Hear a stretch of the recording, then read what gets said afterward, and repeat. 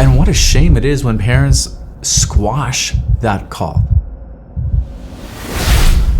Welcome back, everybody. Today is Wednesday of the second week of Advent. Today we're going to talk about the priesthood. St. Alphonsus goes into it in quite in depth in his writings, and we're going to pull out a couple quotes that really have grabbed our attention. If a king were to call a poor shepherd to his royal palace to serve him among the noblemen of his court, what would not be the indignation of the king were he to refuse such a favor through unwillingness to leave his poor little hut and his little flock?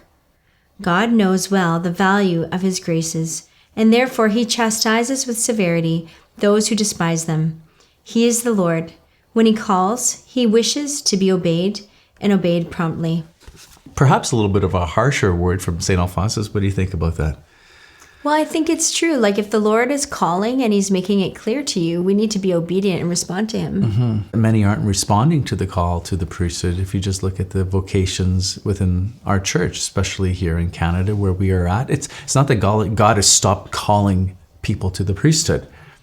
I think people have just stopped hearing. Right, or making themselves available, or like availing themselves to the graces to hear the call. Like, I think people's ears are plugged with AirPods and things like that, and they're not hearing the Lord speak. So let's apply this to our marriage. Like, how can we foster vocations to the priesthood? Because like in our own family? Yeah, in our own family.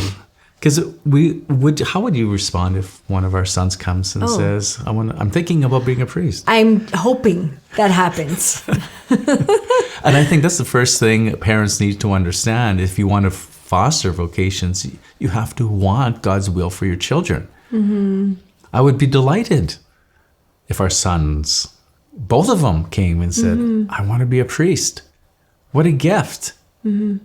And what a shame it is when parents squash that call, or do not allow that call to be heard within the family. That's serious. Right. So as Ken's speaking, I hear people's voices saying, why would you want that for your kid? That's such a hard life. Saying yes to Jesus isn't always easy, but it's worth it. As I begin to read some of these reflections, Janelle and I have been blessed to know many priests, meet many priests in the last 25 years.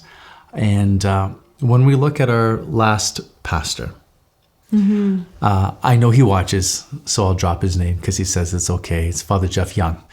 I want to share with you what I appreciate about his priesthood, because we should celebrate our priests.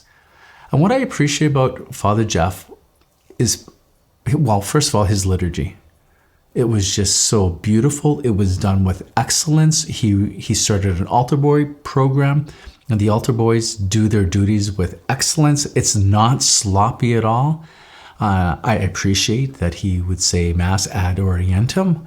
I appreciate that he introduced the communion rail, where 99% of the people at our parish receive communion at the communion rail on their knees, on the tongue.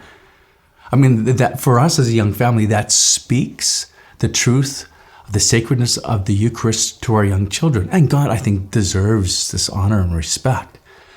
But I appreciate that he introduced these things. I appreciate his orthodox preaching. If there was an issue somewhat related in society to the gospel readings, he nailed it. Some might say a little abrasive at times. I like that. The thing about being abrasive is it's sandpaper. Sometimes you need to buff something up before it shines. And we're to shine with the glory of God. Sometimes we need a little bit of abrasiveness in our life to get rid of the imperfections. Mm-hmm. And sometimes a good message from the pulpit that's a little abrasive, that pokes your heart. Just turn away from sin. Okay, I need to hear that. Mm-hmm. Other things that I super appreciate is that the availability of the sacrament of reconciliation. Having it, we always know it was going to be like, when did it start before Mass? Like, it was 30 minutes before a weekday Mass, and then I think maybe 45 minutes on a weekend. And the way so you could always get in because he was super quick. And I just appreciated, well, like, when I'm in need of God's forgiveness, I know it's available. Mm-hmm. And I think people appreciate that. People appreciate having the sacrament available to them, especially during COVID time. It was always available. We always had access to the sacrament of reconciliation. We always had multiple opportunities for Eucharistic adoration. He bent over backwards to provide these opportunities for the parish when restrictions were being placed upon the parish, and you could only have 40 people in the parish, in the church area. So he made it work. Where some priests went and retired in the cabin in the woods. Like, we got messages from people who were so disappointed. But I have to say, like, he pushed through in a beautiful way and gave people Jesus. I'm just saying, if there is lay people you're watching, can you celebrate your own pastor in some way this way? Affirm him. This is why I wanted to do this publicly. It's like our priests need to be celebrated. And if there's priests watching, give your people something to celebrate. That's the other thing. Give them something they can be proud of. And then we have to pray for our priests. And then what happens? Father Jeff is taken away, and now he's he's teaching in the seminary. He's taping, and he's now the bishop has replaced him with another guy. But we're so thankful for our new parish priest. Ken's just being silly.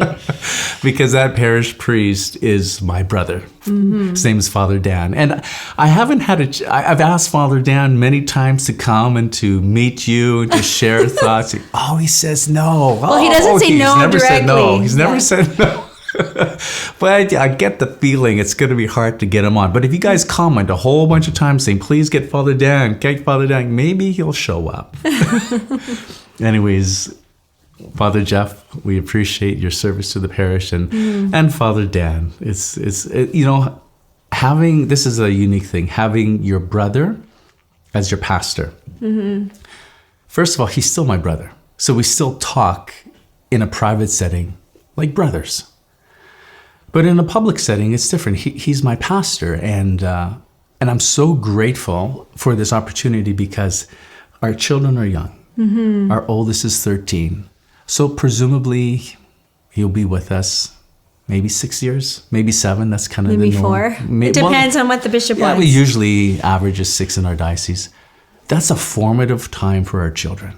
Mm-hmm. They're going to go through high school age, start post-secondary, just around there. And so they're going to have their uncle at the altar, who's their pastor. And it's just a beautiful witness to our family. And I'm so grateful for this. Like next weekend, our daughter Maria will be doing her first reconciliation with Father Dan. So that'll be special too. And many of our children have got their first sacraments from him. Mm-hmm. Like he's baptized most of our children. Yeah, he's baptized most of them.